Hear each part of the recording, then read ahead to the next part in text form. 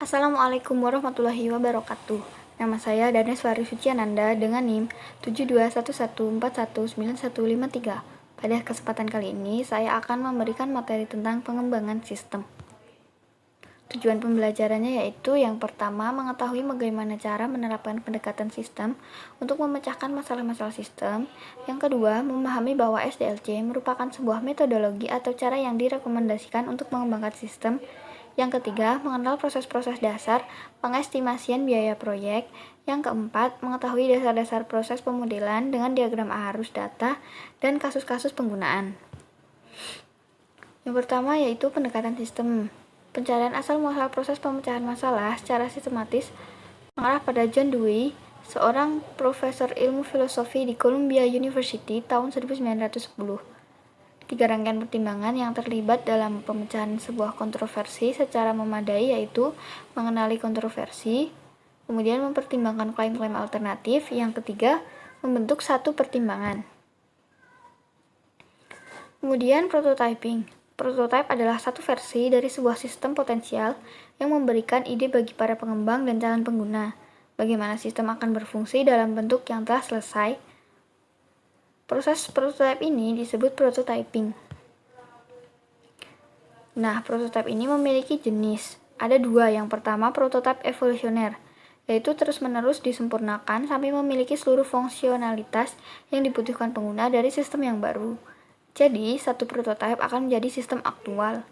Yang kedua, prototype persyaratan, yang dikembangkan sebagai satu cara untuk mendefinisikan persyaratan-persyaratan fungsional dari sistem baru ketika pengguna tidak mampu menggunakan dengan jelas apa yang mereka inginkan.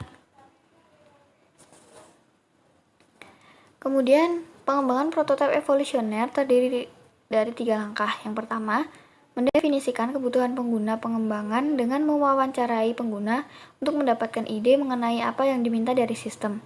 Yang kedua, membuat satu prototipe pengembangan dengan mempergunakan satu alat prototyping atau lebih untuk membuat prototipe.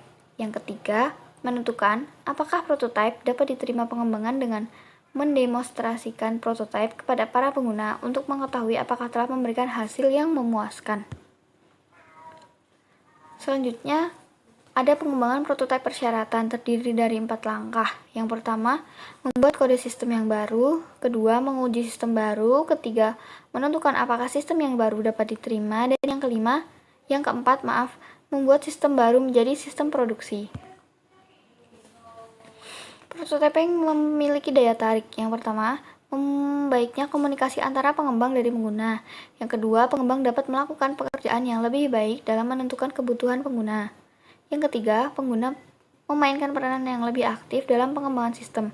Yang keempat, pengembangan dan pengguna menghabiskan waktu dan usaha yang lebih sedikit dalam pengembangan dan sistem. Dan yang terakhir, implementasikan menjadi jauh lebih mudah terasa pengguna tahu apa yang diharapkan. Kemudian, potensi kesulitan prototyping.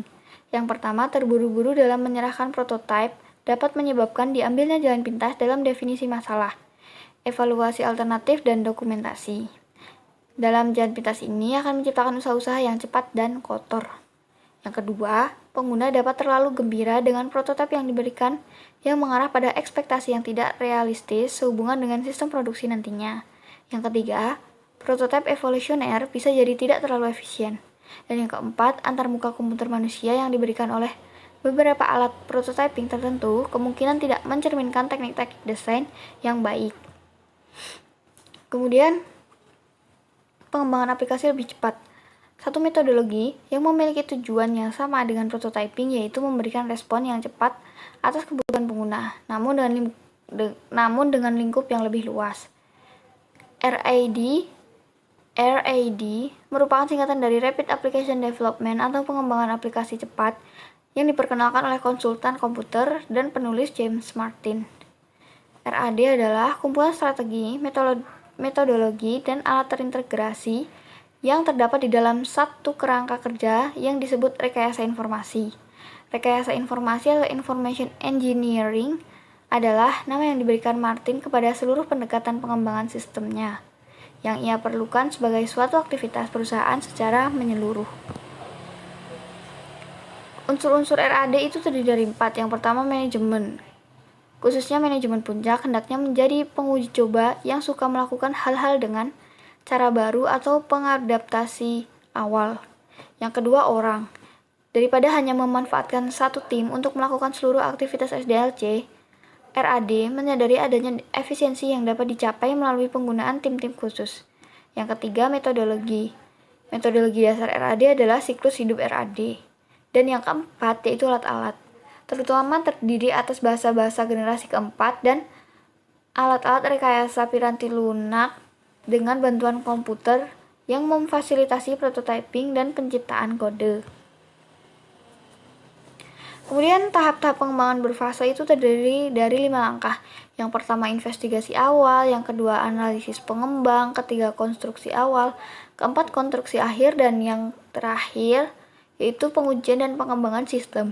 Desain ulang proses bisnis itu terdiri dari 3. Yang pertama, rekayasa terbalik, berasal dari intelijen bisnis. Perusahaan sejak dulu selalu mengikuti produk-produk para pesaingnya dengan cara membeli sampel dan membongkarnya untuk melihat bagaimana produk tersebut bekerja. Yang kedua, rekayasa ulang, yaitu merancang ulang sebuah sistem seluruhnya dengan tujuan mengubah fungsionalitasnya. Akan tetapi, ini bukanlah pendekatan yang bersih, karena pengetahuan dari sistem yang ada saat ini tidak sepenuhnya diabaikan. Yang ketiga, pemilihan komponen BPR. Komponen BPR dapat diterapkan secara terpisah maupun tergabung, tergantung pada tingkat kemungkinan yang dicari. Kemudian permodelan proses itu ada 2. Diagram arus data adalah penyajian grafis dari sebuah sistem yang mempergunakan 4 bentuk simbol untuk mengilustrasikan bagaimana data mengalir melalui proses-proses yang saling tersambung, yaitu unsur-unsur lingkungan dengan mana sistem berinteraksi, proses, arus data, dan penyimpanan data. Untuk kasus penggunaan atau user case adalah suatu uraian naratif dalam bentuk kerangka dari dialog yang terjadi antara sistem primer dengan sekunder.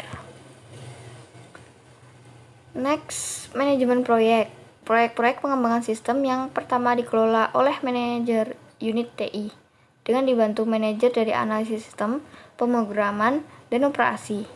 Selain dari pengembangan sistem informasi yang dilakukan oleh perusahaan, proyek-proyek akan dikelola oleh suatu hierarki manajer yang dapat terdiri atas komite eksekutif, steering komite SIM, dan seorang manajer proyek untuk setiap tim pengembang. Kemudian mengestimasi biaya proyek input, pengestimasian biaya. Sebuah work breakdown structure atau WBS mengidentifikasikan aktivitas-aktivitas proyek yang akan membutuhkan sumber daya. Contoh WBS adalah grafik Gantt dan diagram jaringan.